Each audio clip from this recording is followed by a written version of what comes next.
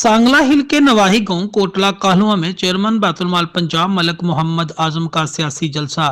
अहले दहिया ने अपने सियासी कायद का इस्तकबाल डोल की थाप पर किया। चेयरमैन बैतुल पंजाब मलक आजम ने जलसा आम से खिताब करते हुए कहा, बच्चों के रोशन मुस्तकबिल के लिए सोच बदलने की जरूरत है। सियासतदान का ये मिशन होना चाहिए कि वो गरीब के चेहरे पर मुस्कुराहट लाए। गरीब के दुख दर्द से जो आंख नम ना हो उसे सियासत करने का कोई हक नहीं।